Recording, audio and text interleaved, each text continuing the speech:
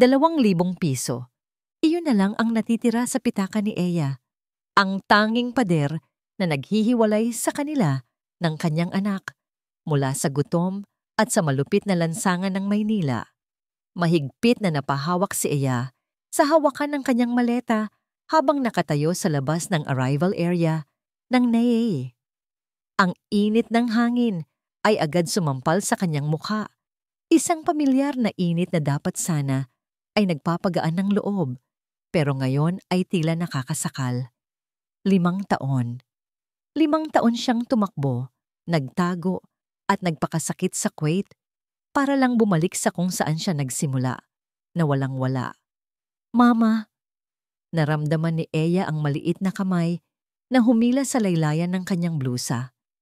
Agad siyang lumuhod para maging kapantay ang kanyang anak, si Abby. 4 na taong gulang, mapupungay ang mga mata at may kulot na buhok na parang anghel.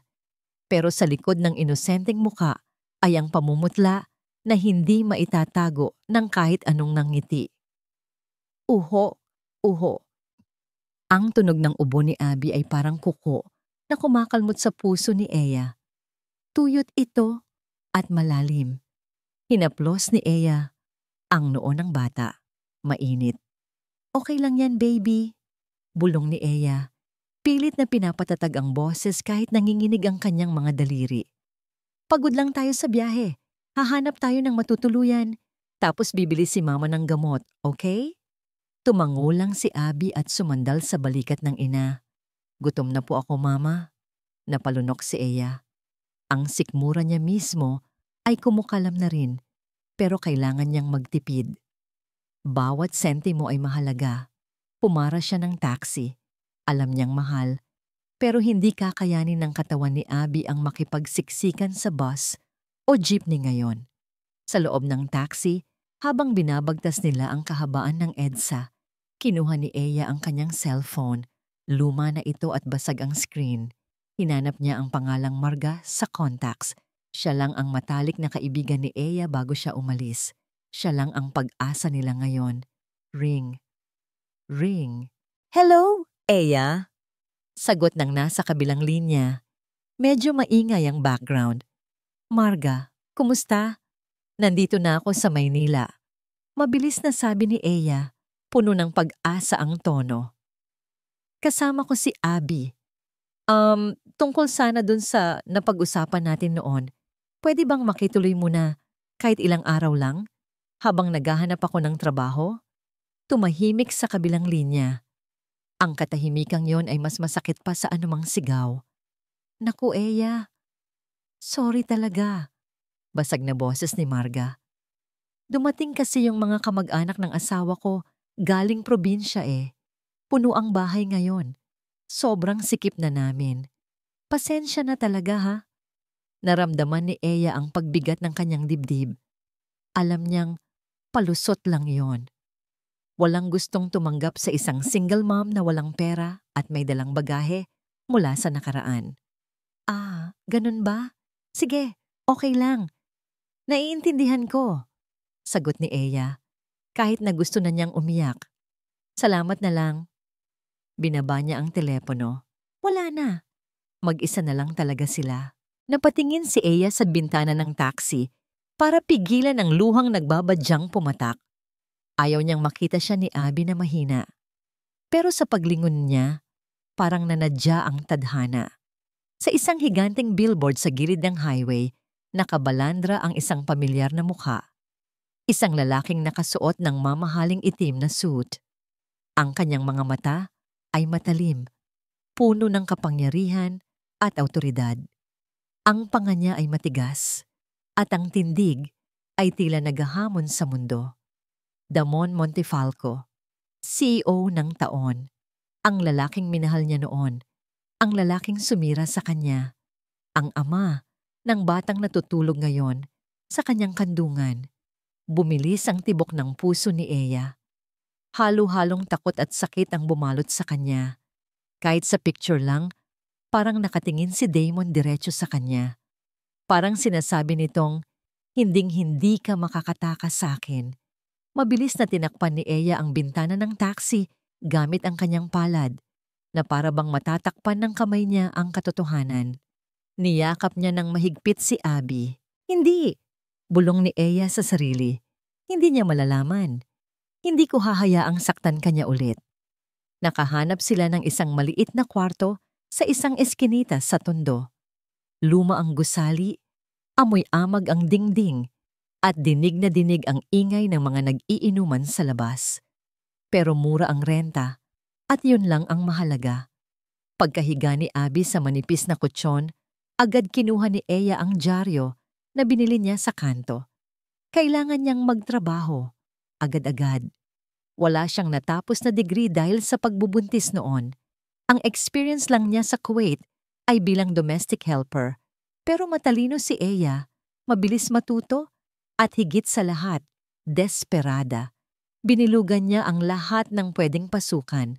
Janitress, dishwasher, factory worker, messenger, isang ad ang umagaw sa pansin niya. Urgent hiring.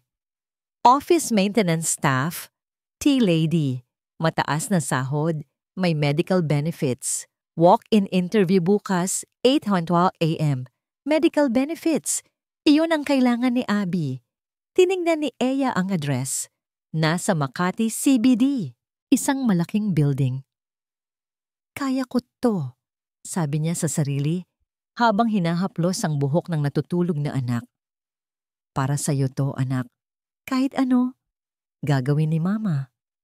Wala siyang ideya na ang building na pupuntahan niya bukas ay ang Montefalco Tower, at lalong wala siyang ideya na sa pagpasok niya sa pinto ng gusaling iyon ay muli siyang papasok sa buhay ng lalaking pilit niyang tinatakbuhan. Napapikit si Eya, nagdarasal na sana, kahit ngayon lang, kampihan naman siya ng swerte. Pero sa labas, nagsisimula ng kumulog. Isang bagyo ang paparating at hindi lang ito gawa ng ulan at hangin. Sir Damon, tumawag po ang mami niyo. Tinatanong kung anong oras kayo darating sa dinner mamaya. Hindi sumagot si Damon, nanatili siyang nakatalikod, nakatingin sa malawak na view ng Makati skyline mula sa kanyang opisina sa ika-40 na palapag. Hawak niya ang isang baso ng whiskey kahit 8:00 pa lang ng umaga. Ang alak ang tanging bagay na nakakapagpainit sa nanlalamig niyang sikmura tuwing naaalala niya ang salitang pamilya. Sir? Ulit ng sekretarya niya, halatang nanginginig ang boses. Cancel it. Malamig na utos ni Damon. Hindi pa rin siya humaharap. Tell my mother I have a board meeting at wag mo akong disturbohin. Narinig niya ang pagsara ng pinto. Napabuntong hininga si Damon at inubos ang laman ng baso sa isang lagok. 5 taon. 5 taon na siyang ganito. Isang makina na walang pakiramdam, nagpapalago ng yaman, nagpapatakbo ng imperyo, pero walang buhay sa loob. Biglang bumukas ulit ang pinto nang walang katok. Isang amoy ng matapang na pabango ang agad pumuno sa kwarto. Alam na niya kung sino ito. Babe, kanina pa kita tinatawagan. Bungad ni Sheena. Lumapit ito at yumakap sa likod niya. Ipinatong ang baba sa balikat niya. Nagfitting na ako ng gown para sa engagement party natin next month. You should see it. Bagay na bagay sa akin. Dahan-dahang tinanggal ni Damon ang mga kamay ni Sheena at humarap dito. Walang emosyon ang kanyang mga mata. Sinabi ko bang pwede kang pumasok dito, Sheena? Natigilan ang babae, pero agad ding ngumiti ng pilit. Ano ka ba naman, Damon? Future wife mo naman ako. Tsaka, kailangan na nating pag-usapan ng guest list. Masyadong excited si Tita Cecilia. Si Mami ang may gusto ng kasal na to, hindi ako. Madiing sabi ni Damon. Bumalik siya sa kanyang mesa at binuklat ang isang folder para iparamdam na tapos na ang usapan. Umalis ka na. May trabaho ako. Padabog na kinuha ni Sheena ang bag niya. Fine. Pero hindi mo ako matatakasan habang buhay, Damon. Move on na. Patay na ang past mo. Nang makalabas si Sheena, napahigpit ang hawak ni Damon sa mamahaling ballpen hanggang sa muntik na itong mabali. Patay na ang past. Sana nga ganoon kadali iyon. Pero gabi-gabi, sa tuwing pipikit siya, nakikita pa rin niya ang mukha ng babaeng iyon. Ang babaeng nagnakaw ng puso niya at pagkatapos ay nagnakaw ng pera ng pamilya niya bago tumakas kasama ang ibang lalaki. Tumayo si Damon. Kailangan niyang maglakad. Kailangan niyang makalanghap ng hangin bago siya tuluyang sumabog sa galit. Lumabas siya ng opisina. Ang hallway na kanina ay maingay ay biglang tumahimik. Ang mga empleyado ay yumuko. Takot na magtama ang mga mata nila ng terror CEO. Habang naglalakad siya papunta sa private elevator, nakarinig siya ng kaguluhan malapit sa pantry area. May natapon na likido sa sahig at may isang manager na naninigaw. Ano ba? Tanga ka ba? Sigaw ng manager sa isang babaeng nakayuko na mukhang aplikante dahil sa suot nitong lumang puting polo. Ang mahal ng sapatos ko, hindi ka nag-iingat. Damon was about to ignore it. Wala siyang panahon sa mga incompetent na tao. Pero nagsalita ang babae. Sorry po. Sorry po talaga, sir. Pupunasan ko po agad. Natigilan si Damon. Ang boses na yon, malambot, nanginginig. Pamilyar na pamilyar. Parang huminto ang ikot ng mundo ni Damon. Ang boses na yon, ang dating kumakanta sa kanya para makatulog siya noong panahong tinalikuran niya ang yaman niya. Ang boses na huling narinig niyang nagsabi ng mahal kita. Bago ito tuluyang naglaho, tangay ang pera at tiwalang hindi na muling mabubuo. Dahan-dahang lumingon si Damon. Ang tibok ng puso niya ay mabilis, halos masakit sa dibdib. Sa gitna ng hallway, nakayuko ang babae, habang pilit na pinupunasan ang sapatos ng manager gamit ang isang lumang panyo.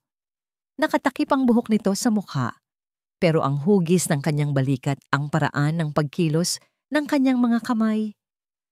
Hindi maaaring magkamali si Damon. Umalis ka na, sabi. Hindi kami tumatanggap ng tatanga-tanga dito. Sigaw ulit ng manager, akmang itutulak ang babae. Tumigil ka. Madiing utos ni Damon. Ang boses niya ay mababa, pero umalingaw-ngaw sa buong pasilyo. Agad na namutla ang manager nang makita kung sino ang nagsalita. Sa Sir Damon! Sorry po, itong babaeng to kasi. Pero hindi nakinig si Damon. Nakapako ang tingin niya sa babaeng nakaluhod sa sahig. Nanginginig ang mga balikat ng babae. Halatang takot na takot ito. Pero higit sa takot, parang may iba pa itong iniiwasan. Dahan-dahang lumapit si Damon. Ang tunog ng kanyang mamahaling sapatos sa marmol na sahig ay parang bombang nagbibilang ng oras bago sumabog. Clack, clack, clack. Tumigil ang lahat ng empleyado sa paghinga. Huminto si Damon sa tapat mismo ng babae. Tumayo ka, utos niya. Mababa pero may diin. Hindi gumalaw ang babae. Mas lalo lang itong yumuko, halos halikan na ang sahig. Ang mahahaba at buhaghag nitong buhok ay tumatakip sa buong mukha niya. Sabi ko, tumayo ka at tumingin sa akin. Ulit ni Damon. Ang boses niya ay nagsisimula ng mag-crack. Dahil sa halo-halong galit at pagkasabik, dahan-dahang tumayo ang babae. Pero nanatiling nakayuko ang ulo nito. Mahigpit ang hawak niya sa laylayan ng luma niyang damit. Sorry po, sir. Tiyambak ko di biyam ko. Bulong nito. Ang boses ay garalgal, parang naiiyak. Aalis na po ako. Hindi na po mauulit. Bago pa man makahuma si Damon, biglang tumalikod ang babae at mabilis na tumakbo palayo. Wait! Sigaw ni Damon. Akmang hahabulin niya ito, pero huli na. Pumasok ang babae sa service elevator na pasara na. Sa huling sandali bago sumara ang pinto, nag-angat ito ng tingin. Isang saglit lang, wala pang isang segundo, pero nagtama ang mga mata nila. Ang mga matang yon, ang mga matang puno ng luhang dati niyang hinahalikan. Eya. Sumara ang pinto ng elevator. Naiwan si Damon na nakatayo, habol ang hininga, habang ang puso niya ay parang pinupukpok ng martilyo sa loob ng dibdib niya. Sir Damon! Nauutal na singit ng manager na nanigaw kanina. Pasensya na po talaga. Isang hamak na aplikante lang po yon para sa janitorial position. Tanga kasi eh. Tinapunan ako ng, "Shut up!" Putol ni Damon. Hindi lumilingon. Yumuko siya. May nakita siyang kumikinang sa sahig. Sa pwesto kung saan nakaluhod kanina ang babae. Pinulot niya ito. Isang lumang ipit sa buhok. Kulay pilak, pero kupas na. May disenyo itong maliit na paru-paro, pero tanggal na ang isang bato. Nanlamig ang buong katawan ni Damon. Naalala niya ang gabing iyon 5 taon na ang nakakaraan. Birthday ni Eya. Wala siyang pera noon dahil itinakwil siya ng pamilya niya. Binili niya ang ipit na ito sa isang bangketa sa Quiapo sa halagang 50 pesos. "Damon, ang ganda!" sabi ni Eya noon. Suot ang pinakamatamis niyang ngiti habang isinusukat ang mumurahing regalo. "Ito ang pinakamagandang regalo na natanggap ko. Hinding-hindi ko to iwawala."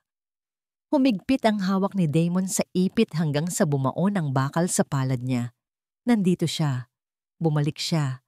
At nagtatrabaho siya o sinusubukang magtrabaho bilang isang janitress sa mismong kumpanya niya.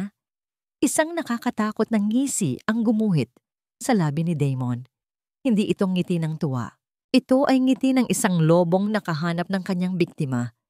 Humarap siya sa kanyang assistant na kani-kanina pa nakasunod sa kanya. "Kevin," tawag niya. "Yes, sir." Inabot ni Damon ang folder ng resume na naiwan ng babae sa sahig. "Hanapin mo ang babaeng to," utos ni Damon. Ang boses niya ay yelo sa lamig. "I want her in my office tomorrow morning." Tiningnan niya ulit ang lumang ipit sa kamay niya. Walang makakalabas ng building na to hanggat hindi niyo siya nahahanap. Malamig. Sobrang lamig sa loob ng elevator, pero tumatagaktak ang pawis sa noo ni Eya. Habang umaakyat ang elevator papuntang 40th floor, parang bumibigat ang bawat paghinga niya.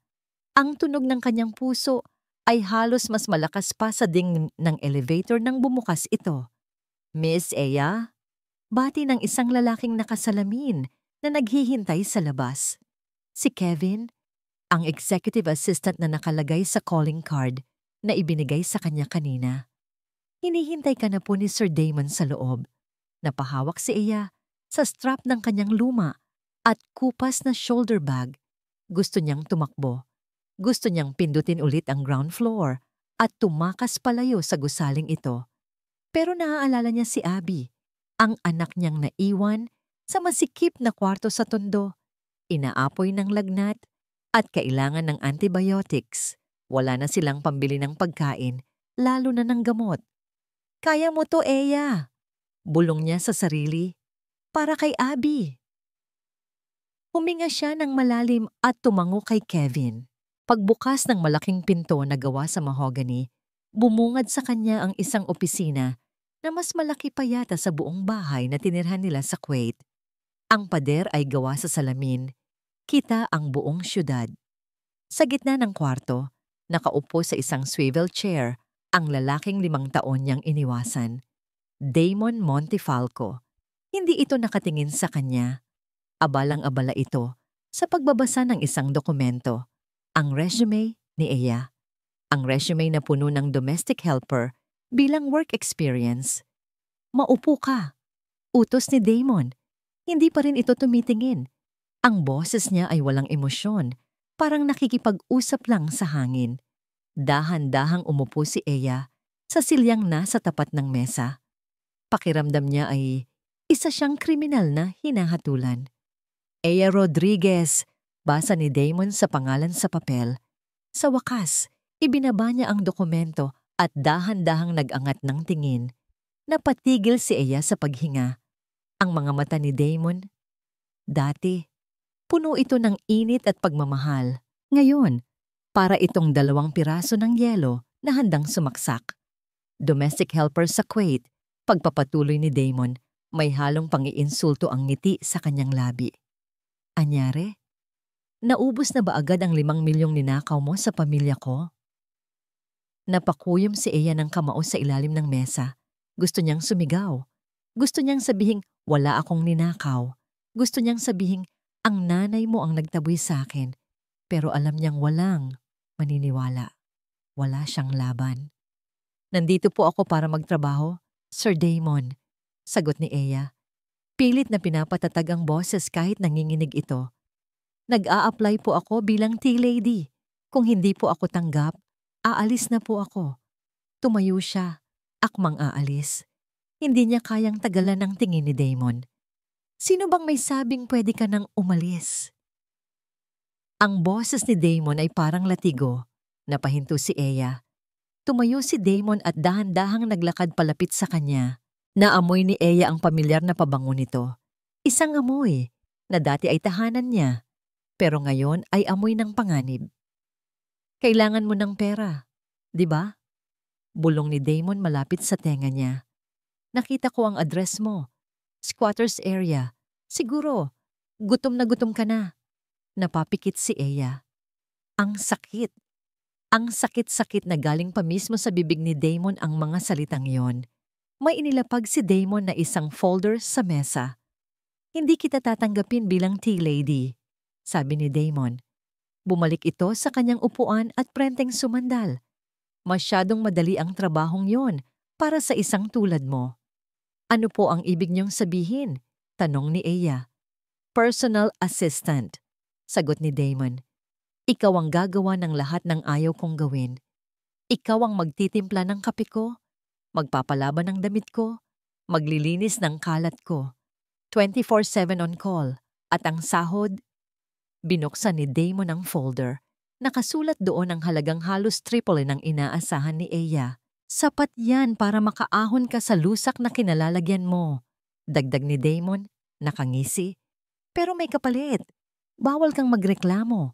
Bawal kang umayaw. At bawal kang umalis hanggat hindi ko sinasabi. Tinitigan ni Eya ang kontrata. Alam niyang patibong ito. Alam niyang gusto lang siyang pahirapan ni Damon. Gusto nitong gumanti. Pero naisip niya ang ubo ni Abby. Ang init ng katawan ng anak niya kaninang umaga. Wala siyang choice. Nilunok ni Eya ang kanyang pride. Kinuha niya ang ballpen. Tatanggapin ko po, mahinang sabi niya. Pumirma siya. Sa bawat guhit ng tinta, parang ibinebenta niya ang kanyang kaluluwa sa demonyo. Good, sabi ni Damon habang kinuha ang kontrata. Welcome back to hell, Eya. Aalis na sana si Eya nang biglang tumunog ang cellphone niya sa loob ng bag. Nakalimutan niyang i-silent mode. Ting!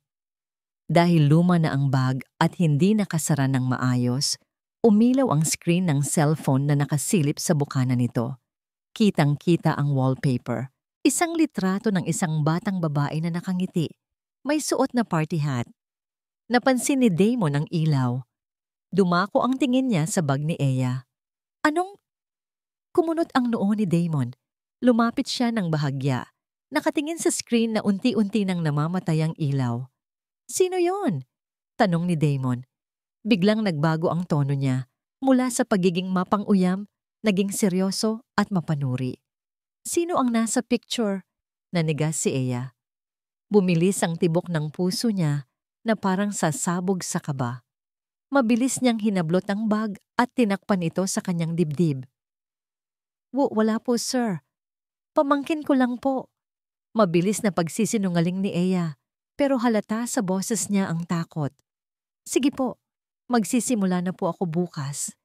Tumalikod siya at halos tumakbo palabas ng opisina. Pero bago tuluyang sumara ang pinto, narinig niya ang boses ni Damon. Hindi ito pasigaw, pero mas nakakapangilabot ang pagkaseryoso nito. Kevin. Yes, sir? Paimbestigahan mo kung sino ang kasama niyang nakatira sa tondo. Ngayon din. 5:00 ng hapon. Tapos na ang office hours, pero hindi pa rin mapakali si Damon sa loob ng kanyang sasakyan. Nakaparada ang itim na SUV niya sa tapat ng building. Nakapatay ang makina, pero madilim ang tint ng bintana kaya walang makakakita sa kanya sa loob. Kanina pa niya hinihintay na lumabas si Eya. Maghapong naging impyerno ang opisina Sinadya niyang tambakan ng trabaho si Eya. Pinagtimpla ng kape ng 10 beses, pinatakbo sa kabilang building para lang bumili ng lunch na hindi naman niya kinain, at pinasulat ng report na mano-mano. Inasahan niyang susuko ito. Inasahan niyang magmamakaawa ito o magagalit. Pero wala. Tinanggap lang ni Eya ang lahat ng nakayuko. Damn it! Mura ni Damon habang mahigpit na hawak ang manibela. Bakit ba siya naaapektuhan ng pananahimik nito? Bakit parang mas nasasaktan pa siya tuwing nakikita niya ang pagod sa mga mata ni Eya kaysa noong iniwan siya nito? Biglang bumukas ang pinto ng building. Lumabas si Eya. Pagod na pagod ang itsura nito. Nakalaylay ang balikat at bitbit ang lumang bag na parang ang bigat-bigat ng laman. Pero hindi lang si Eya ang lumabas. Sumunod sa kanya si Shayna. Napakunot ang noo ni Damon. Nakita niyang hinablot ni Shayna ang braso ni Eya. Kitang-kita niya mula sa malayo ang panduduro ng daliri ni Shayna sa mukha ni Eya. Akmang bubuksan na ni Damon ang pinto ng kotse para bumaba at awatin sila. Pero nakita niyang yumuko lang si Eya. Tumango at nagmamadaling naglakad palayo papunta sa sakayan ng jeep. Naiwan si Shayna na nakapameywang, mukhang tagumpay sa pambubuli. Bumalik si Damon sa pagkakaupo. Hindi ito ang oras para komprontahin si Shayna. May mas mahalaga siyang kailangang malaman. Pinaandar niya ang makina at dahan-dahang sinundan ng jeep na sinakyan ni Eya. Traffic, usok, ingay. Habang palayo sila ng palayo sa Makati at papasok sa masisikip na kalsada ng Maynila, paunti ng paunti ang pasensya ni Damon. Hindi siya sanay sa ganitong lugar. Ang mga bahay ay dikit-dikit, gawa sa pinagtagpit-tagping yero at kahoy. Ang kalsada ay maputik at puno ng basura. Dito ka ba talaga nakatira, Eya? Bulong ni Damon sa sarili. Nasaan ang 5 milyon? Bakit nagtitiis ka sa ganito? Huminto ang jeep sa isang madilim na kanto sa tondo. Bumaba si Eya. Pinatay ni Damon ang headlights ng sasakyan at pinarada ito sa gilid. Malayo ng kaunti para hindi mapansin, pero sapat lang para makita niya ang galaw ni Eya. Naglakad si Eya papasok sa isang eskinita. Nakita ni Damon na may binuksan itong gate na gawa sa kinakalawang na alambre. At doon, parang huminto ang mundo ni Damon. Mula sa loob ng gate, may tumakbong isang maliit na bata. Nakasando lang ito at shorts. Mama! Mama! Dinig na dinig ni Damon ang matinis at masayang boses ng bata kahit nakasara ang bintana ng kotse niya. Nakita niyang lumuhod si Eya at sinalubong ng mahigpit na yakap ang bata. Hinalikan niya ito sa noo, sa pisngi, na parang ito ang pinakamahalagang kayamanan sa mundo. Imbis na umalis, mas lalong idiniin ni Damon ang mukha niya sa salamin ng sasakyan. Gusto niyang makita ang mukha ng bata. Humarap ka! Bulong ni Damon. Humarap ka, bata! Binuhat ni Eya ang bata at humarap sila sa direksyon ng kalsada. Papasok sana sa pinto ng bahay. Sa ilalim ng madilaw na ilaw ng poste, nakita ni Damon ang mukha ng bata ng malinaw. Ang hugis ng mukha, ang tangos ng ilong, at nang ngumiti ang bata habang kinukwentuhan ng ina. Para itong suntok sa tiyan ni Damon. Ang ngamngiting iyon.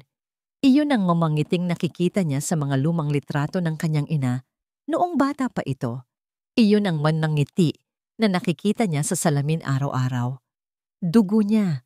Hindi siya pwedeng magkamali. Naramdaman niya ang kakaibang kaba sa dibdib niya, yung lukso ng dugo na sinasabi ng matatanda. Nanginginig ang mga kamay ni Damon.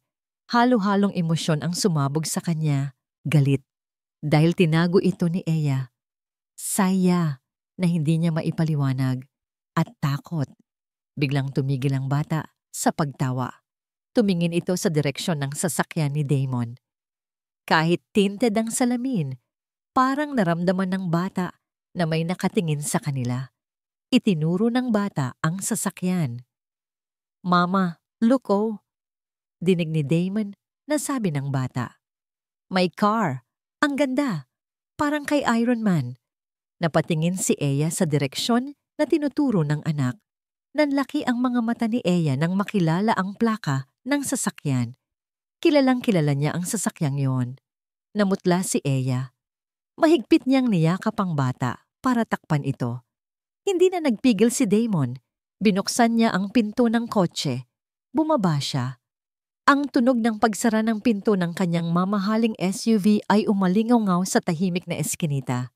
Nakatayo siya doon, suot ang kanyang business suit na nagkakahalaga ng higit pa sa buong barangay na yon. Nagkatitigan sila ni Eya. Nakita ni Damon ang takot sa mga mata nito. Takot na mawalan. Pero ang tingin ni Damon ay lumipat mula kay Eya papunta sa batang nakasilip sa balikat ng ina. Naglakad siya palapit.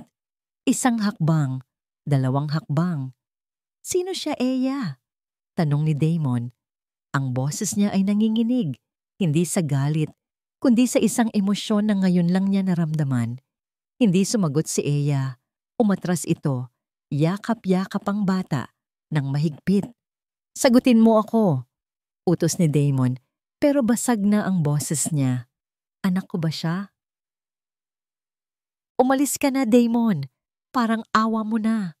Nanginginig ang boses ni Eya habang pilit niyang tinutulak ang pinto ng kanilang maliit na barong-barong para isara ito.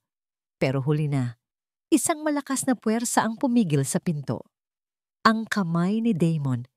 Sa isang tulak lang, bumukas ng maluwag ang pinto. Pumasok si Damon sa loob ng masikip nilang bahay.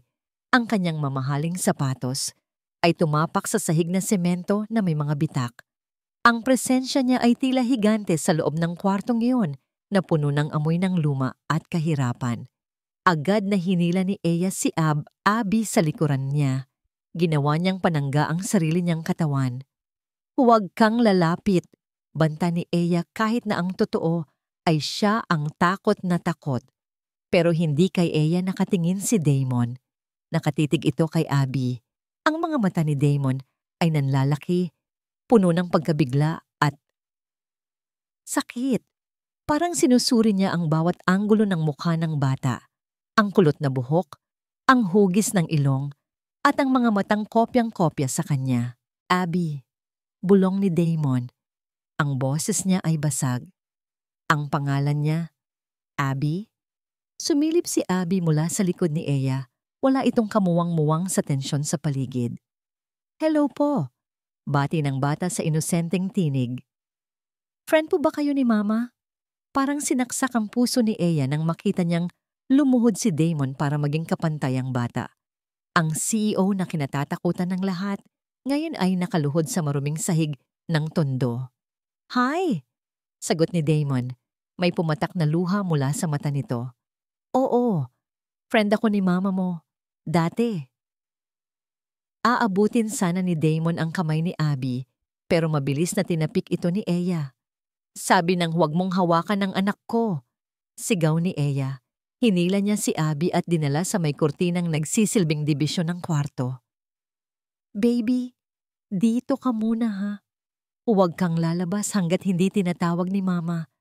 Maglalaro lang kami ng bisita. Pagsisinungaling ni Eya.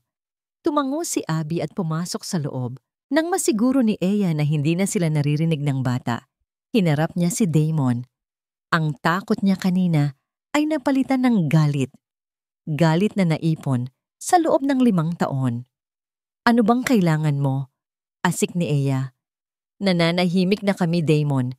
Bakit kailangan mo pang manggulo? Tumayo si Damon. Ang lungkot sa mukha niya ay napalitan ng matinding puot. Nananahimik? Matapos mong ilihim sa akin ang anak ko ng 5 taon. Sigaw ni Damon. Ang boses niya ay yumanig sa manipis na dingding ng bahay. 5 taon, Eya. Pinaniwala mo akong pera lang ang habol mo. Pinaniwala mo akong wala kang kwentang babae. Yun pala, may anak ako? Wala kang anak. Ganting sigaw ni Eya habang tumutulo na ang luha niya. Si Abby. Akin lang siya. Ako ang nagpalaki sa kanya. Ako ang naghirap nung mga panahong wala kaming makain sa Kuwait. Nasaan ka noon, Damon? Nasaan ka? Wala ako dahil iniwan mo ako. Sumbat ni Damon.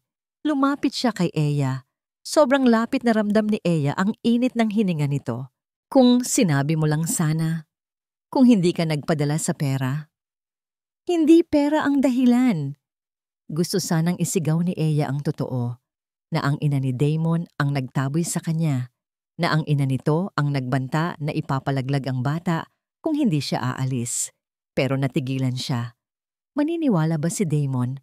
O iisipin na naman nitong gumagawa siya ng kwento para siraan ang pamilya nito? Huminga ng malalim si Damon.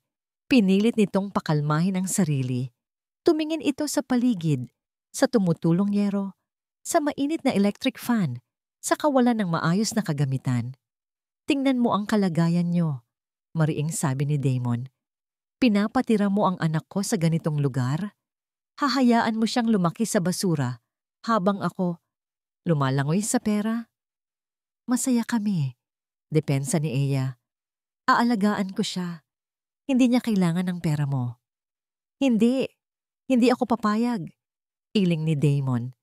Ang mukha niya ay naging bato sa tigas. Kukunin ko siya.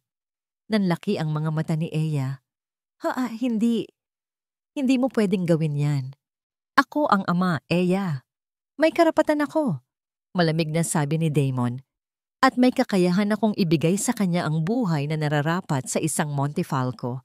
Isang buhay na hinding-hindi mo maibibigay. May fiancé ka na, Damon! Desperadang sigaw ni Eya. Ikakasal ka na kay Shayna. Sa tingin mo ba matatanggap niya si Abby? Guguluhin mo lang ang buhay ng anak ko. Natigilan si Damon sa pagbanggit kay Shayna, pero sandali lang iyon. Wala kang pakialam sa personal kong buhay, sagot ni Damon. Naglakad ito palapit sa pinto. Bago siya lumabas, lumingon siya kay Eya sa huling pagkakataon. Ang tingin niya ay puno ng determinasyon. Maghanda ka, Eya, dahil sisiguraduhin kong sa akin uuwi si Abby, kahit ubusin ko pa ang lahat ng yaman ko para labanan ka. Lumabas si Damon at padabog na isinara ang pinto. Napaupo si Eya sa sahig. Nang hina ang tuhod niya, humagulgol siya ng walang tunog. Takot na marinig siya ni Abby. Niyakap niya ang sarili. Ang bangungot na kinatatakutan niya sa loob ng 5 taon ay nangyayari na. Kinabukasan, hindi nakapasok si Eya sa trabaho. Hindi siya makabangon sa bigat ng nararamdaman. Habang nagpapakulo siya ng tubig para sa gatas ni Abby, may kumatok sa pinto. Malakas at sunod-sunod. Akala niya ay si Damon ulit. Pero pagbukas niya, isang lalaking nakabarong ang bumungad sa kanya. May hawak itong envelope. Miss Eya Rodriguez? Tanong ng lalaki. Ako nga po, sino sila? Inabot ng lalaki ang envelope. Ako po ang abogado ni Mr. Damon Montefalco. This is a court order. Nanginig ang kamay ni Eya habang tinatanggap ito. Petition for custody at DNA testing, dagdag ng abogado. Kailangan niyong humarap sa korte sa makalawa. Kung hindi, mapipilitan kaming kunin ang bata sa pamamagitan ng puwersa ng mga pulis. Nabitawan ni Eya ang envelope. Parang gumuho ang mundo sa paligid niya habang nakatingin sa nakangiting mukha ni Abby na naglalaro sa sulok. Nagsimula na ang gera at alam ni Eya, sa labanang ito, dehado siya. Nakangiti si Shayna habang tinititigan ang sarili sa salamin ng restroom ng private clinic. Inayos niya ang kanyang lipstick. Pula. Kulay ng tagumpay. You look perfect, Shayna. Bulong niya sa sarili. Lumabas siya ng restroom at naglakad papunta sa opisina ng head ng laboratory. Ang tunog ng kanyang heels sa tiles ay puno ng kumpiyansa. Wala siyang dapat ikatakot. Sa mundong ito, pera ang nagpapatakbo ng lahat. Sa loob ng opisina, naghihintay ang isang lalaking naka-white coat. Hawak nito ang isang selyadong envelope. Nanginginig ang kamay ng lalaki. Doc! Bati ni Shayna, sabay lapag ng isang makapal na brown envelope sa mesa. I think sapat na yan para sa retirement fund mo at ng pamilya mo sa abroad. Napalunok ang doktor. Tiningnan niya ang brown envelope, tapos ang puting envelope na hawak niya. Ma'am Shayna, legal na dokumento ito. kapag nalaman ni Mr. Montefalco. Hindi niya malalaman. Putol ni Shayna. Ang boses niya ay malambing pero may halong banta. Unless gusto mong malaman ng board na may sugar baby ka na pinapaaral gamit ang pondo ng ospital. Namutla ang doktor. Wala na itong nagawa. Inabot niya ang puting envelope kay Shayna. Negative, sabi ng doktor. Pinalitan ko na ang resulta. 0% probability. Kinuha ni Shayna ang envelope. Hinaplos niya ito na parang isang tropeyong ginto. Good job, Doc. Nakangising sabi ni Shayna. Ngayon, panoorin nating bumagsak ang social climber na yon. Syungho, sa conference room ng Montefalco Tower, sobrang bigat ng hangin. Nakatahimik ang lahat. Nasa dulo ng mahabang mesa si Damon. Sa kanan niya si Shayna na kunwari ay supportive girlfriend, hawak ang kamay niya. Sa kaliwa, nakaupo si Eya. Katabi ang abogado ni Damon. Wala si Abby. Iniwan muna ito ni Eya sa kapitbahay dahil ayaw niyang makita ng bata ang tensyon. Dumating ang courier galing sa klinik. Ibinigay nito ang selyadong envelope kay Damon. Naramdaman ni Shayna ang paghigpit ng hawak ni Damon sa kamay niya. Malamig ang palad nito. Pasimple siyang napangiti. Kinakabahan siya. Umasa siya. Tumingin si Damon kay Eya. Eya, seryosong sabi ni Damon. Kung ano man ang lumabas dito, sana handa ka. Tumango si Eya. Tuwid ang upo niya, mataas ang noo. Wala akong dapat ikatakot, Damon. Alam ko ang totoo. Anak mo si Abby. Ang kapal ng muka isip ni Shayna. Tingnan natin kung makakangiti ka pa mamaya. Dahan-dahang pinunit ni Damon ang seal ng envelope. Ang tunog ng pagpunit ng papel ay parang kulog sa loob ng tahimik na kwarto. Binuklat ni Damon ang papel. Tumigil ang oras. Nakita ni Shayna kung paano unti-unting nagbago ang mukha ni Damon. Mula sa kaba, naging pagkabigla. Tapos, naging pagkalito. At sa huli, naging galit. Isang nakakatakot at madilim na galit. Binitawan ni Damon ang papel sa mesa. Basahin mo. Utos niya kay Eya. Ang boses niya ay halos pabulong, pero ramdam ang ngit-ngit. Nanginginig na kinuha ni Eya ang papel. Nanlaki ang mga mata ni Eya habang binabasa ito. Hindi! Bulong ni Eya. Hindi! Imposible to! Tumingin si Eya kay Damon. Tumutulo ang luha. Damon, mali ito. May mali sa result. Anak mo siya. Sigurado ako. Stop it! Isang malakas na hampas sa mesa ang nagpatahimik sa lahat. Tumayo si Damon.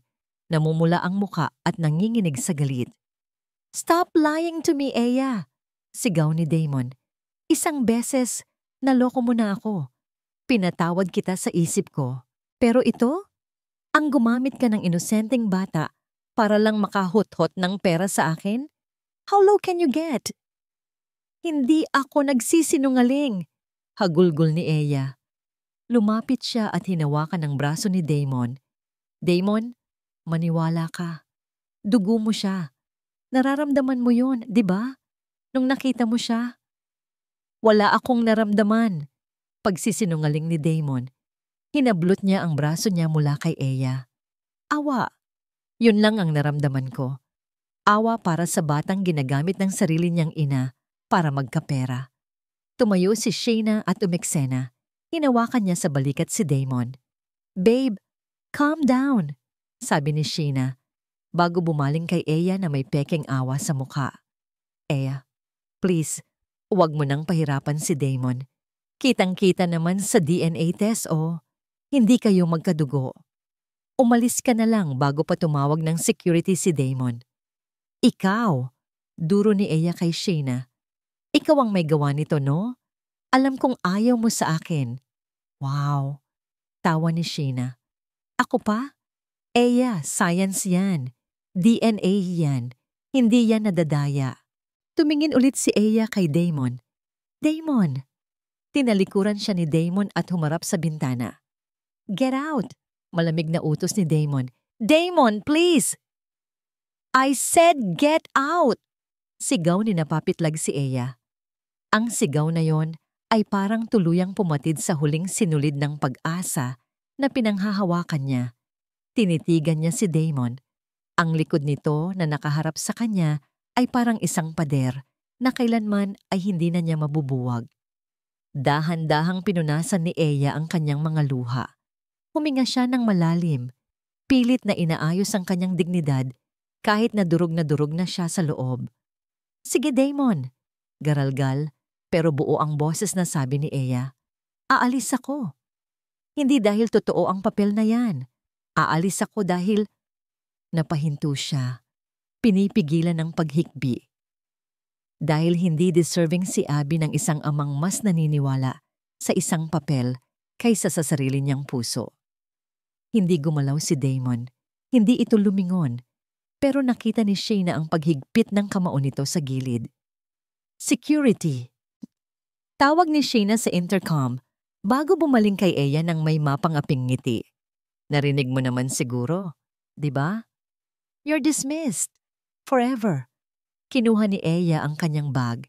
Tiningnan niya si Shayna, isang tingin na puno ng babala at awa. Bago siya tuluyang tumalikod at naglakad palabas ng pinto. Ang tunog ng pagsara ng pinto ay hudyat ng katapusan. Nang mawala si Eya, agad na lumapit si Shayna kay Damon. Yayakapin sana niya ito mula sa likod. Babe, it's okay. Tapos na. Ligtas na tayo sa scammer na yon. You should be happy. Get out! Bulong ni Damon. Huh? Natigil si Shayna. I said leave me alone. Hinablot ni Damon ang flower vase sa gitna ng mesa at ibinato ito sa pader. Crash! Nagkalat ang bubog at tubig sa sahig. Napasigaw si Shayna sa gulat. Okay. Aalis na ako. Taranta niyang sabi. Mabilis niyang kinuha ang bag niya at lumabas, takot sa galit ng nobyo. Naiwan si Damon na mag-isa sa malawak na conference room. Hinihingal. Dahan-dahan siyang napaupo sa sahig, sa tabi ng mga basag na salamin. Kinuha niya ulit ang nilukot na resulta ng DNA test na tinapon niya kanina. Percent probability, binasa niya ito ulit. At ulit, dapat gumaan ang loob niya. Dapat magdiwang siya dahil napatunayang tama siya na niloloko lang siya ni Eya. Pero bakit parang may bumutas sa dibdib niya? Pumikit si Damon. At sa dilim ng kanyang isipan, nakita niya ulit ang mukha ng batang si Abby. Ang tawa nito. Ang pagtawag nito ng friend. Ang mainit na pakiramdam nung binuhat niya ito. Science doesn't lie, sabi ng isip niya. Pero bakit iba ang sinasabi ng puso ko? Tanong ng damdamin niya. Tinapon ni Damon ang papel sa sahig. Tinakpan niya ang kanyang mukha gamit ang dalawang palad. Sa labas ng building, sa gitna ng init ng tanghali, naglalakad si Eya. Tulala. Tumutulo ang luha niya habang yakap ang sarili. Paano niya sasabihin kay Abby na ang amang hinahanap-hanap nito ay siya ring nagtaboy sa kanila? Biglang tumunog ang cellphone niya. Unknown number. Sinagot niya ito nang walang gana. Hello? Eya, si Marga to. Nakigamit lang ako ng ibang number. Oh, Marga. Eya, umuwi ka na. Ngayon din. Kinabahan si Eya sa tono ng kaibigan. Bakit? Nasa trabaho pa ako. Si Abby. Parang binuhusan ng malamig na tubig si Eya. Anong nangyari kay Abby? Isinugod namin siya sa ospital. Hindi siya makahinga, Eya. Nagkolapsa siya kanina habang naglalaro.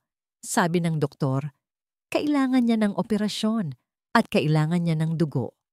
Nabitawan ni Eya ang cellphone. Ang mundo niya, na kanina ay gumuho na, ay tuluyan ng naglaho. 3:00 ng madaling araw. Nakaparada ang sasakyan ni Damon sa gilid ng EDSA. Patay ang makina. Patay ang mga ilaw. Ang tanging liwanag lang ay galing sa streetlights na tumatama sa mukha niyang walang emosyon.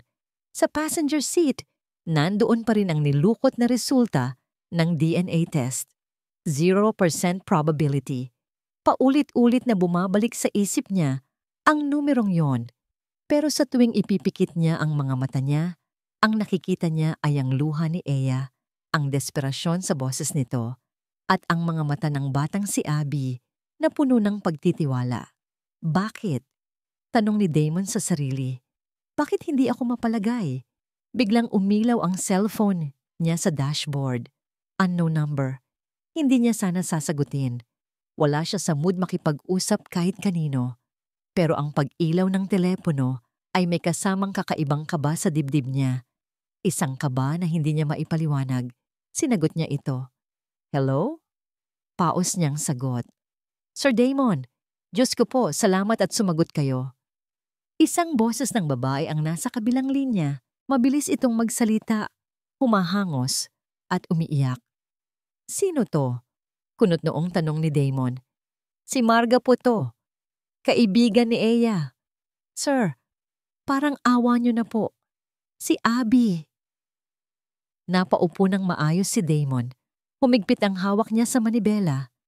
Anong nangyari kay Abby? Nasa ospital ng Maynila kami ngayon. Inatake siya ng hika. Tapos nawalan siya ng malay. Sabi ng doktor critical daw. Kailangan ng operasyon pero walang-wala kami, sir. Humagulgol na ang babae. Si Eya. Tulala na si Eya. Ayaw niyang tumawag sa inyo pero nakita ko yung calling card niyo sa bag niya. Sir, tulungan niyo kami. Mamamatay ang bata. Mamamatay ang bata. Ang mga salitang yon ay parang yelong bumuhos sa katawan ni Damon. Wala nang tanong-tanong. Wala nang pag-aalinlangan tungkol sa DNA test. Binuhay niya ang makina ng sasakyan. Humataw ito ng mabilis. Humahagibis sa kalsada na parang isang pelikula. Binagtas ni Damon ang daan papuntang Maynila. Nilabag niya ang lahat ng traffic light. Busina siya ng busina. Kumapit ka, Abby. Bulong niya sa hangin. Papunta na ako. Pagdating sa ospital, halos takbuhin ni Damon ang hallway ng emergency room. Ang amoy ng alcohol, gamot at pawis ay sumampal sa kanya. Siksikan ng mga pasyente. Maingay, magulo, malayong-malayo sa malinis at pribadong mundo na kinalakhan niya. Sa isang sulok, nakita niya si Eya. Nakasandal ito sa pader, nakaupo sa sahig, at yakap-yakap ang sariling tuhod. Ang damit nito ay gusot-gusot. Ang buhok ay magulo. Parang nawala ang kaluluwa nito. Nilapitan siya ni Damon. Eya! Tawag niya. Dahan-dahang nag-angat ng tingin si Eya. Ang mga mata niya ay mapula at maga. Nang makita niya si Damon, walang galit, walang sumbat. Pagod na pagod lang siya. Damon, bulong ni Eya, ang anak ko. Biglang lumabas ang isang doktor mula sa ER suite. Pawisan ito at mukhang taranta. Sino ang kamag-anak ng pasyenteng si Abigail Rodriguez? Sigaw ng doktor. Agad tumayo si Eya, muntik pang matumba kung hindi inalalaya ni Damon. Ako po, Doc, kumusta po ang anak ko? Umiling ang doktor. Masyadong mababa ang oxygen level niya at may internal bleeding dahil sa komplikasyon. Kailangan namin siyang salinan ng dugo bago namin siya maoperahan. Ngayon din, kuhanin niyo po sa akin, sabi ni Eya, iniaabot ang braso. Anong blood type mo, Mrs.? Type O, sagot ni Eya. Hindi pwede. Mabilis na sagot ng doktor. Type AB negative ang bata. Napakabihira ng dugo niya. Wala kaming stock sa blood bank ngayon.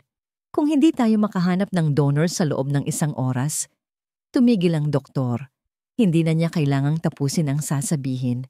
Alam na nila ang ibig sabihin noon. Napahagulgol siya. Napaluhod siya sa harap ng doktor. Doc, parang awa niyo na. Hanapan niyo ng paraan. Siya lang ang meron ako. Siya lang. Nakatayo lang si Damon, nakikinig.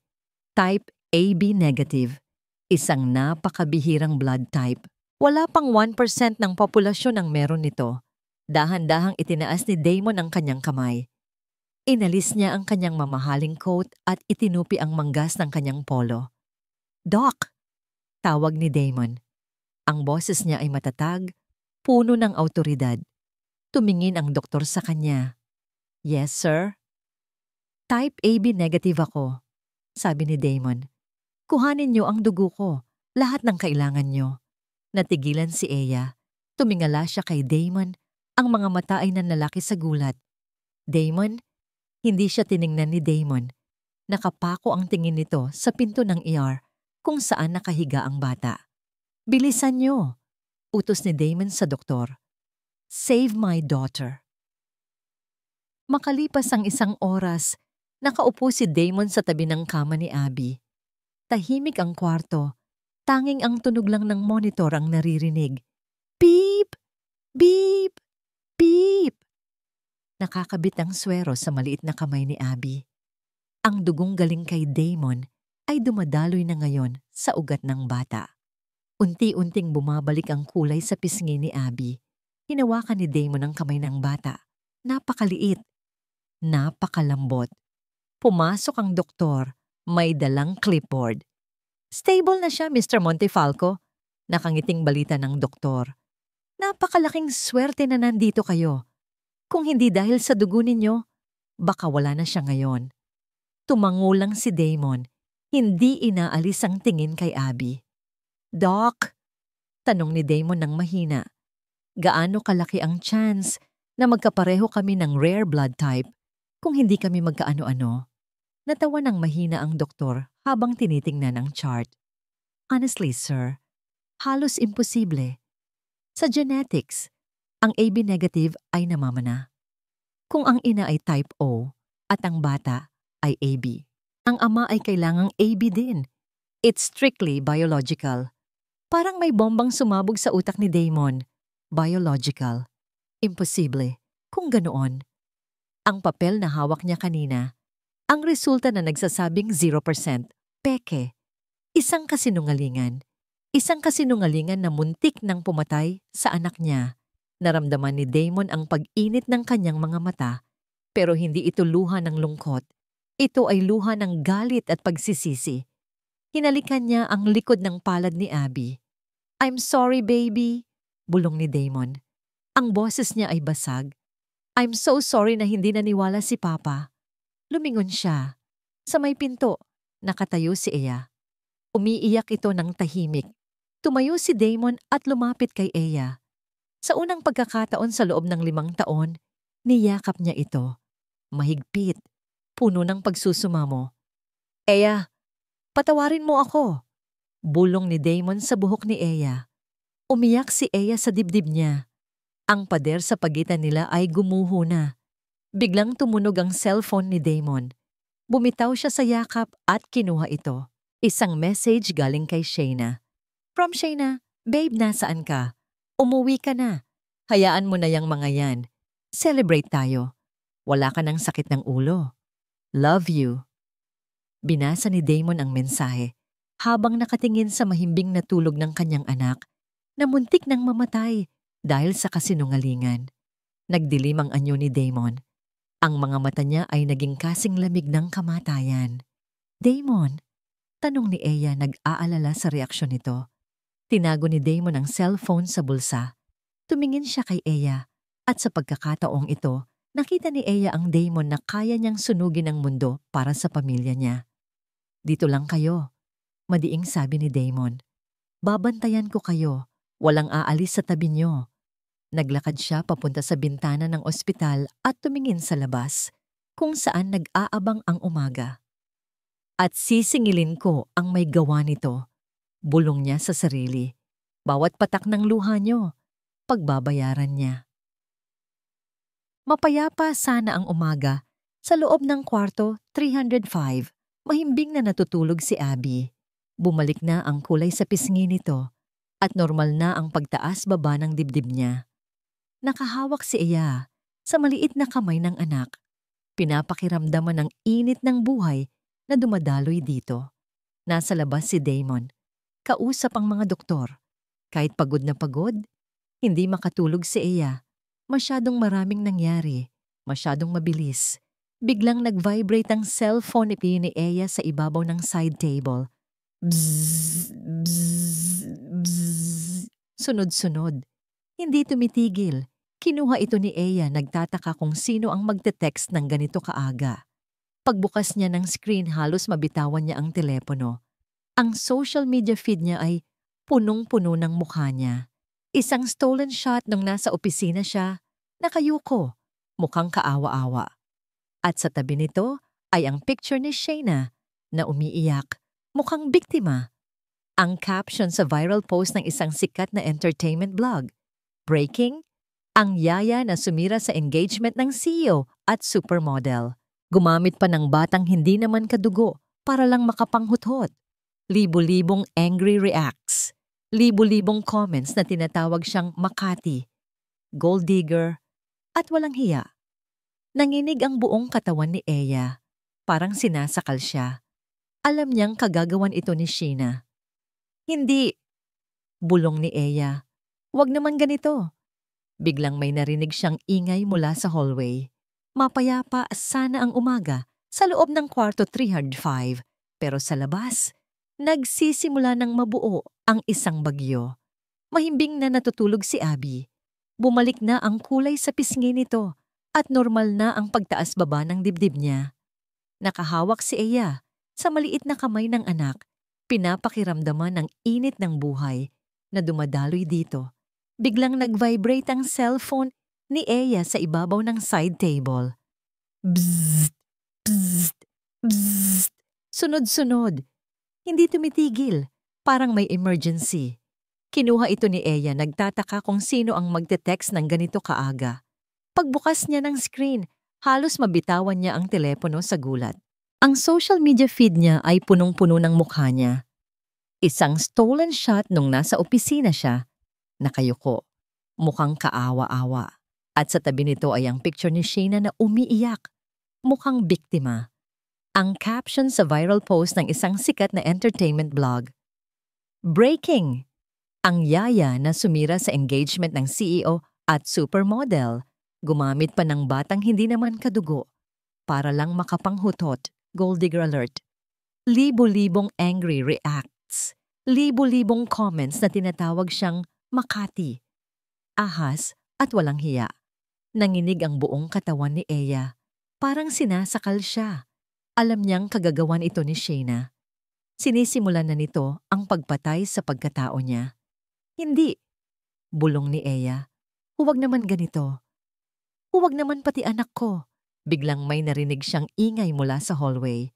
Mga yabag ng paa, maraming paa, tumatakbo, at mga boses na nag-aaway. "Dito!" Sabi ng source, "Dito daw ang kwarto." Sigaw ng isang lalaki sa labas. Bumukas ng padabog ang pinto ng kwarto. Hindi si Damon ang pumasok. Isang dosenang reporters at cameramen ang nagunahang makapasok. Bit-bit ang kanilang naglalakihang camera at microphone. Ang tahimik na kwarto ay biglang napuno ng nakakasilaw na flash ng camera. Click! Click! Click! Nagising si Abby sa ingay. "Mama? Mama, natatakot po ako." Iyak ng bata. Mabilis na yumakap si Eya kay Abby. Tinatakpan ang mukha ng anak gamit ang kumot para hindi ito makuna ng litrato. "Umalis kayo! Parang awa niyo na! May sakit ang anak ko!" Sigaw ni Eya, pero natabunan ng boses niya ng mga tanong ng reporters. "Miss Eya, totoo bang peke ang DNA result? Miss Eya, magkano ang hiningi mo kay Damon? Miss Eya, bakit mo inaahas ang fiancé ng may fiancé?" Isang reporter ang masyadong nakalapit. Idinuldol nito ang microphone sa mukha ni Eya. Sa kagustuhan niyang protektahan si Abby, napatayo si Eya para harangin sila. "Lumabas kayo!" Sigaw ni Eya, pero tinulak siya ng isang agresibong cameraman para makakuha ng magandang anggulo kay Abby. "Tabi!" Nawalan ng balanse si Eya. Bumagsak siya sa matigas na sahig. Tumama ang siko niya. Napasigaw si Abby nang makita ang ina na nasaktan. "Mama!" Akala ni Eya ay katapusan na nila. Nakapalibot ang mga kamera sa kanya habang nakalupasay siya sa sahig, parang mga buwitreng nag-aabang sa bangkay. Biglang may humawi sa mga tao. Hindi lang basta hawi. Isang malakas na puwersa ang nagpatilapon sa cameraman na tumulak kay Eya. "Get away from them!" Ang boses na yon ay yumanig sa buong kwarto.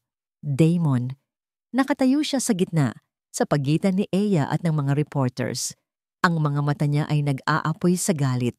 Ang mga ugat sa leeg at braso niya ay lumalabas. Mukha siyang demonyong handang pumatay. Tumahimik ang lahat. Walang nagtangkang gumalaw. Yumuko si Damon at dahan-dahang inalalayan si Eya patayo. Niyakap niya ito nang mahigpit sa harap ng lahat. "Nasaktan ka ba?" Malamig na tanong ni Damon na para bang silang dalawa lang ang tao sa mundo. Umiling si Eya. Habol ang hininga. Nakakapit sa dibdib ni Damon. Humarap si Damon sa mga kamera. Ang lambing sa mukha niya ay napalitan ng yelo. Hinablot niya ang microphone ng reporter na nandoon. Tinitigan niya ang lens ng camera na naka-live broadcast sa buong bansa. "Makinig kayo," simula ni Damon. Ang boses niya ay matatag, puno ng diin. Ang babaeng ito, si Eya Rodriguez. Hindi siya kabit, hindi siya gold digger. Hinawakan niya ang kamay ni Eya at itinaas ito. "Siya ang babaeng mahal ko. Siya ang ina ng anak ko." Napasinghap ang mga reporters. Nagbulungan ng lahat. At ang batang nasa kama, turo ni Damon kay Abby na ngayon ay tahimik na nakatingin sa ama. Siya si Abigail Montefalco, ang tunay kong anak, dugo ng dugo ko, buhay ng buhay ko. Tinitigan ni Damon ang kamera na para bang kinakausap niya mismo si Shayna sa kabilang linya.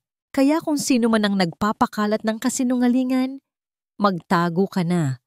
Dahil hindi ako titigil hanggat hindi ka nabubulok sa kulungan. Binitawan ni Damon ang microphone. Katahimikan. Parang tumigil ang pag-ikot ng mundo. Naramdaman ni Eya ang pagtulo ng luha niya. Sa wakas ay ipinaglaban na siya. Akala nila ay tapos na ang gulo, pero may narinig silang palakpak mula sa pinto. Mabagal, sarkastiko. Clap, clap, clap. Lahat ay napalingon. Hinawi ng mga bodyguards ang mga reporters para bigyang daan ang isang babaeng may edad na, pero puno ng alahas at nakasuot ng mamahaling damit. Ang aura nito ay nakakatakot. Doña Cecilia Montefalco, ang ina ni Damon. Ang dahilan kung bakit umalis si Eya, 5 taon na ang nakakaraan. Dire-diretso itong naglakad palapit kay Damon. "Bravo!" sabi ni Doña Cecilia nang nakangisi. "Napakagandang palabas, anak." "Ma'am!" "Pak!" Isang malakas na sampal ang dumapo sa mukha ni Damon. Napalingon ang mukha ni Damon sa lakas ng impact. Napasinghap si Eya at napahawak sa bibig. "Ganyan ba kita pinalaki?" Sigaw ni Doña Cecilia. "Ang ipagpalit ang reputasyon ng pamilya natin para sa isang basurang babae at sa isang anak sa labas?" Tumingin si Doña Cecilia kay Eya ng puno ng pandiri.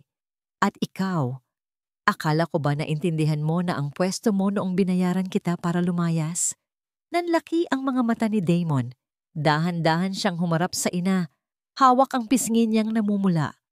"Anong sabi mo, ma'am?" tanong ni Damon. Nanginginig ang boses.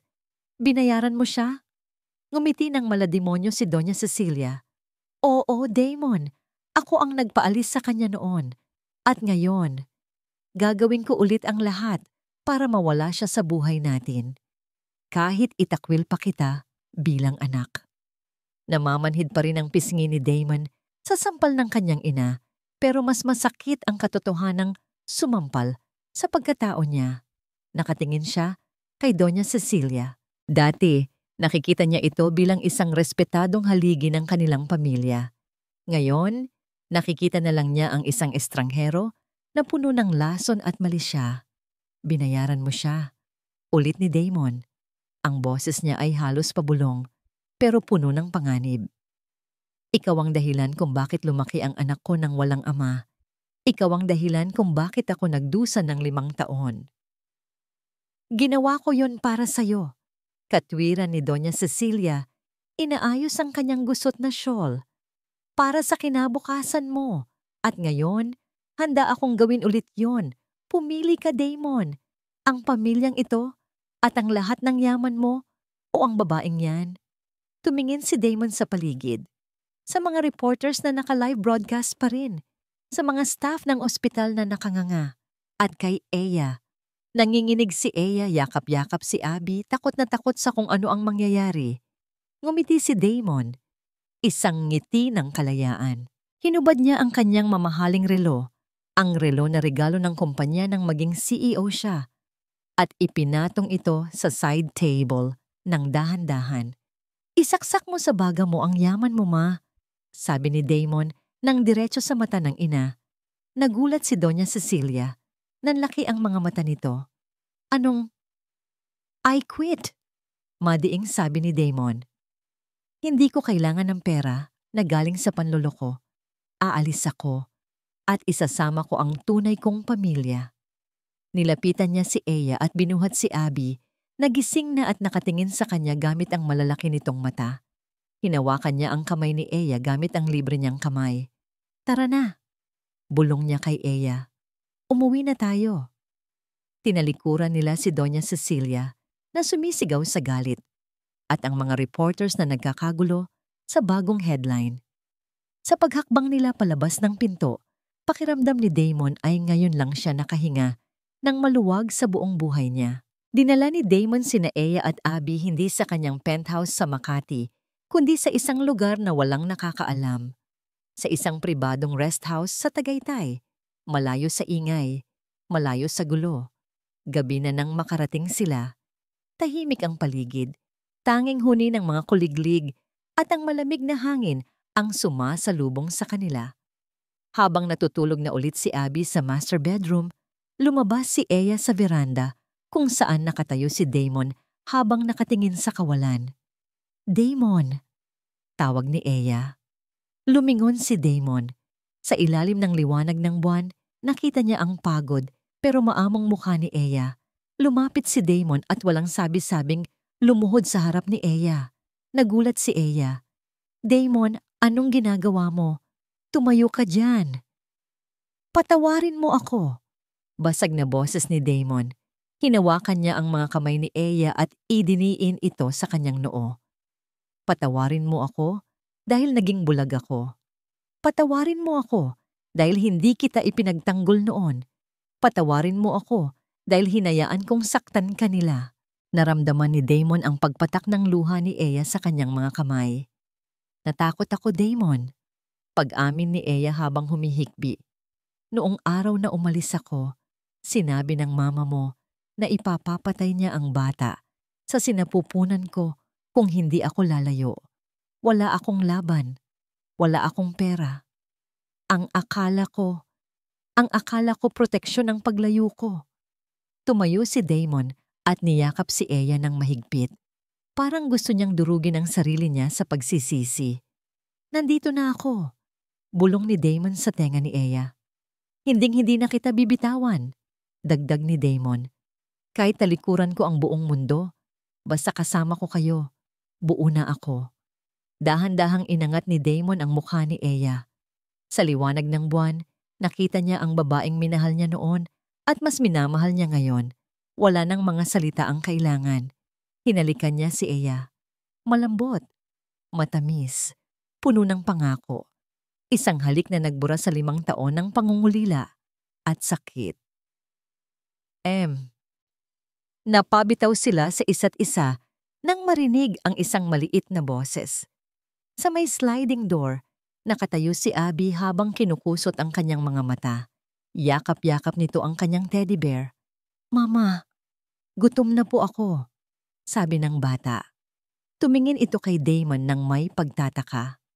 Bakit po kayo nagkikiss? Natawa si Eya habang pinupunasan ang luha sa kanyang pisngi. Wala yon, baby. Nagbabati lang kami ni Papa. Natigilan si Damon. Tumingin siya kay Eya, hindi makapaniwala sa narinig. Tumingin si Abby kay Damon. Kumurap-kurap ito.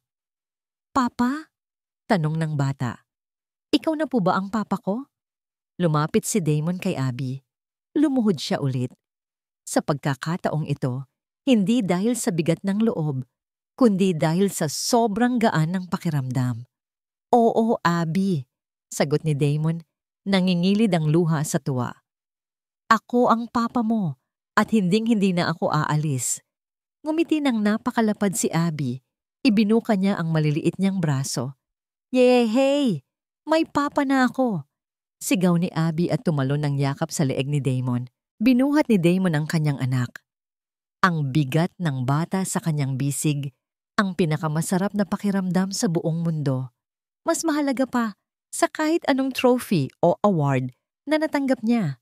Gabing-gabi na, pero buhay na buhay ang rest house. Nagtulong-tulong silang magluto ng simpleng spaghetti. Si Damon, na sanay sa fine dining at mga private chef, ay ang tagahiwa ng sibuyas habang tinuturuan siya ni Eya. Puro tawanan ang maririnig sa kusina. Habang kumakain sila, pasimpleng kinuha ni Damon ang kanyang laptop. Kailangan niyang tapusin ang gulo para tuluyan na silang matahimik. Mayroon siyang isang file na matagal nang iniipon ng kanyang private investigator. Mga ebidensya ng illegal transactions ni Shayna, ang bribery sa DNA clinic at ang mga video ng pambubuli nito sa mga staff. Anong ginagawa mo? Tanong ni Eya habang pinupunasan ng sauce sa bibig ni Abby. Nililinis ko ang pangalan mo. Sagot ni Damon. Pinindot niya ang send. Send to all major media outlets. Send to the police cybercrime unit. Checkmate, Sheena, bulong ni Damon. Sa loob lang ng ilang minuto, sumabog ang internet. Trending number 1, Sheena exposed. Trending number 2, Justice for Iya. Naglabasan ang mga baho ni Shayna, ang pekeng DNA result, ang CCTV footage kung saan inaabutan niya ng pera ang doktor, ang audio recording ng pang-iinsulto niya kay Eya. Binaligtad ng mundo ang sitwasyon. Ang mga taong nanghusga kay Eya kanina ay ngayon ay humihingi ng tawad at galit na galit sa kasamaan ni Shayna. Sinara ni Damon ang laptop. Tapos na, sabi niya kay Eya. Sabay hawak sa kamay nito sa ibabaw ng mesa. Malaya na tayo. Nakahinga ng maluwag si Eya. Salamat, Damon. Pagkatapos kumain, pinatulog na nila si Abby. Magkatabing nakaupo si Damon at Eya sa sofa, nanonood ng TV, payapa at masaya. Pero hindi nila alam, sa labas ng gate ng rest house, may isang sasakyan ang kanina pa nakapark sa dilim. Sa loob ng sasakyan, nakaupo si Shayna. Magulo ang buhok niya. Kalat ang makeup sa mukha dahil sa kakaiyak at galit. Hawak niya ang kanyang cellphone, binabasa ang libu-libong hate comments na pumapatay sa career at pangalan niya. Sira na ako. Bulong ni Shayna habang nanginginig ang mga kamay. Sira na ang buhay ko. Dahil sa inyo. Tumingin siya sa rest house. Nakikita niya ang anino ni Damon at Eya sa bintana. Magkayakap. Masaya. Bumagsak ang huling hibla ng katinuan ni Shayna. Kung hindi ako magiging masaya, sabi ni Shayna habang pinaandar ang makina ng sasakyan at inapakan ng sagad ang silinyador. Walang magiging masaya. Ang tahimik na gabi ay binasag ng malakas na ugong ng makina. Rome! Bumulusok ang sasakyan ni Shayna. Diretso sa gate. Diretso sa bahay. Blag. Isang malakas na pagsabog ang yumanig sa buong rest house. Kasabay ng pagyanig ng sahig ay ang tunog ng nababasag na salamin at bakal na nagkikiskisan. Namatay ang lahat ng ilaw. Damon! Sigaw ni Eya. Sa dilim, naramdaman niya ang matitipunong braso ni Damon na agad yumakap sa kanya at dumiin sa kanya pababa sa sahig. Ginawa nitong panangga ang sariling katawan. Eya, okay ka lang? Si Abby? Tanong ni Damon, habol ang hininga. Mama! Papa! Iyak ni Abby mula sa sofa. Agad gumapang sina Eya at Damon palapit sa bata. Nanginginig si Abby sa takot. Niyakap nila ito nang mahigpit sa gitna ng dilim at alikabok. Huwag kayong bibitaw, utos ni Damon. Lalabas tayo sa likod. Dali-dali silang lumabas sa back door papunta sa garden. Doon lang nila nakita ang pinsala. Ang gate ng rest house ay wasak na wasak. Isang kotse ang bumangga sa pader malapit sa sala. Ang kotseng umuusok at nayupi ang unahan. Kung hindi matibay ang pader ng rest house, malamang ay tinamaan sila sa loob. Mula sa wasak na kotse, may narinig silang ungol. Lumapit ang mga security guard ng subdivision na nagtakbuhan dahil sa ingay. Binuksan nila ang pinto ng kotse. Si Shayna, duguan ng noo, tulala, at tumatawa ng mahina na parang wala sa sarili. Hindi kayo pwedeng maging masaya. Bulong ni Shayna habang hinihila siya palabas ng mga guard. Akin lang si Damon. Akin lang. Napatakip si Eya ng bibig. Naramdaman niya ang paghawak ni Damon sa balikat niya. Tapos na, Eya, sabi ni Damon ng seryoso. Hindi na siya makakasakit ulit. Sa di kalayuan, narinig nila ang wangwang ng mga pulis na paparating. Ang asul at pulang ilaw ay sumayaw sa paligid. Hudyat na ang hustisya ay dumating na. 6 na buwan ang lumipas. Ang amoy ng dagat at bulaklak ay sumasama sa hangin. Napakaganda ng sikat ng araw sa Batangas. Nakatayo si Eya sa harap ng salamin. Suot niya ang isang simpleng puting bestida na gawa sa lace. Walang mabibigat na palamuti, walang mamahaling bato. Simple lang, pero napakalinis tingnan. Tinitigan niya ang sarili. Ang Eya na nakikita niya ngayon ay malayo na sa Eya, na puno ng takot at pag-aalinlangan noon. Ang babae sa salamin ay puno ng pag-asa. Bumukas ang pinto. Pumasok si Marga, na ngayon ay nakabestida rin at umiiyak sa tuwa. Bessie, ang ganda-ganda mo, tili ni Marga. Parang kailan lang namomroblema tayo sa pambili ng gamot ni Abby. Ngayon, Mrs. Montefalco ka na. Natawa si Eya at niyakap ang kaibigan. Salamat, Marga. Kung hindi dahil sa'yo, baka sumuko na ako noon pa. Napalingon sila sa pinto. Isang matandang babae ang nakatayo doon. Naka-wheelchair na ito. Medyo mahina na ang katawan mula noong na-stroke ito dahil sa stress sa iskandalo ng kumpanya, buwan na ang nakakaraan. Si Doña Cecilia, tumahimik ang kwarto, kinabahan si Eya, pinaandar ng nurse ang wheelchair palapit kay Eya.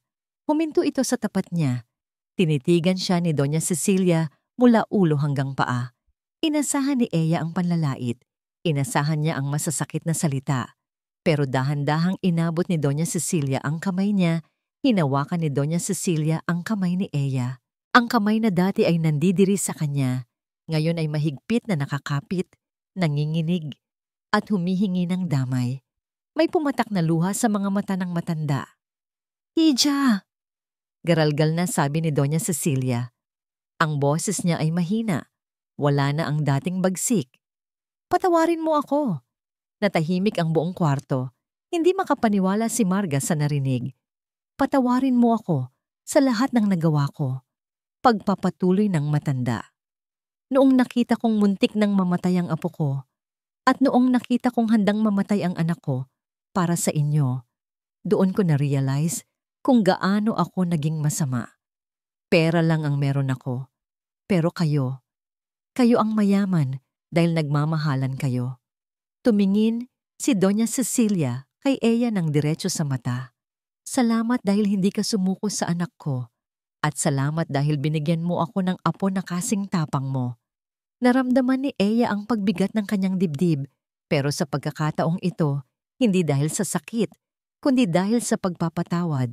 Lumuhod siya at niyakap ang biyenan. Kalimutan na po natin ang nakaraan, Mommy. Bulong ni Eya.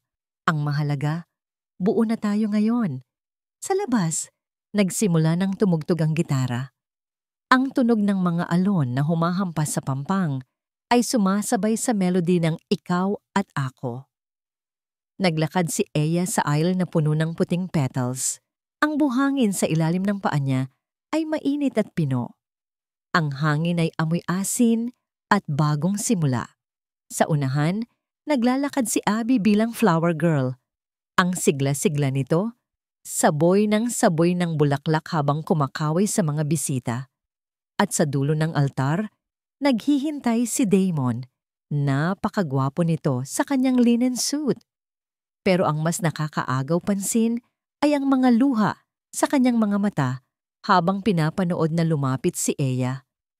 Wala na ang traces ng malamig na CEO. Ang nakatayo doon ay isang lalaking nahanap na ang kanyang tahanan. Nang magtagpo ang kanilang mga kamay sa altar, parang huminto ang mundo. Akala ko, habang buhay na akong mag-iisa. Bulong ni Damon habang hinahawi ang belo ni Eya. Pero bumalik ka, binalik mo ang puso ko. Hindi naman ako nawala, sagot ni Eya nang nakangiti. Naligaw lang, pero ngayon, nandito na ako. Ang seremonya ay simple lang, pero punong-puno ng pagmamahal.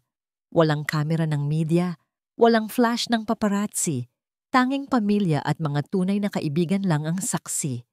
Nang sabihin ng pari ang "You may kiss the bride," binuhat ni Damon si Eya. Nagpalakpakan ang lahat. Tumakbo si Abby at yumakap sa binti ng mga magulang niya. Binuhat din ni Damon si Abby at sa isang yakap, buo na ang kanilang mundo. Paglubog ng araw, tapos na ang reception. Ang mga bisita ay nagkakasiyahan pa sa sayawan, pero tumakas muna ang pamilya Montefalco. Nakaupo silang tatlo sa buhanginan, nakaharap sa dagat habang kinakain ng dilim ang liwanag ng araw. Ang langit ay kulay ube at kahel. Nakapahinga ang ulo ni Eya sa balikat ni Damon. Si Abby ay nakatulog na sa kandungan ng ama, pagod sa kakalaro. Hinawakan ni Damon ang kamay ni Eya at hinalikan ito. "Masaya ka ba?" tanong ni Damon. Tumingin si Eya sa paligid. 5 taon mula noong umalis siya sa Pilipinas na umiiyak, bitbit ang isang sanggol at walang kasiguraduhan. 5 taon ng pagtitiis sa Kuwait. 5 taon ng pangungulila. At ngayon, katabi niya ang lalaking mahal niya at ang anak nilang ligtas at masaya. Napangiti si Eya. Isang ngiti na abot hanggang mata. "Sobra," sagot ni Eya. Tumingin siya sa dagat, kung saan nagsimula ang lahat ng takot niya noon at kung saan din nagtapos ang lahat ng sakit. "Damon," bulong niya. Nakauwi na ako." Hinigpitan ni Damon ang yakap sa kanya at hinalikan siya sa noo. "Matagal na, Eya," sagot ni Damon. "Ikaw at si Abby. Kayo ang tahanan ko." At sa ilalim ng mga bituin, sa piling ng isa't isa, natapos ang kwento ng kanilang paghihirap at nagsimula ang kwento ng kanilang walang hanggan.